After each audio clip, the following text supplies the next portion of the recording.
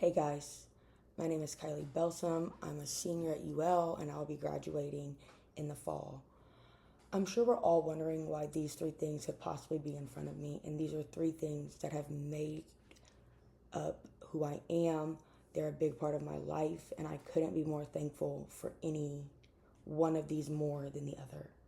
So, right here, I have things that represent my grandparents that taught me compassion. I have a family picture of me, my mom, and my son that taught me dedication, and this volleyball here that taught me accountability.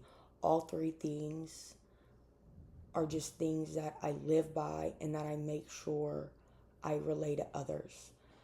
Like, we're going to start with this family picture. My mom raised me as a single mom. She put in the work. She dedicated her life to make sure that I had anything and everything that I wanted. And, she made it possible for me to be in this situation now. She helps, but at the same time, she expects me to, be accountable for my actions, what I'm doing. You're back in school, you need to make sure that you're dedicated to your studies and to your son. And without her showing me that, I don't think I would be the same mom that I am. So her dedication in me has now showed me that dedication is so important to give to yourself and others. Volleyball. Man, volleyball, volleyball, volleyball. What would I ever do without you? Yes, you're played on a 30 by 30 court, a 7-foot, 4-inch height net, and I just love you. We all have that sport that we love, but this was it. It taught me accountability. It taught me how to make sure I hold myself accountable. I hold others accountable, and accountability for me is just such a big thing. It's okay to mess up, but take the responsibility. It's okay to not be perfect, but take that responsibility.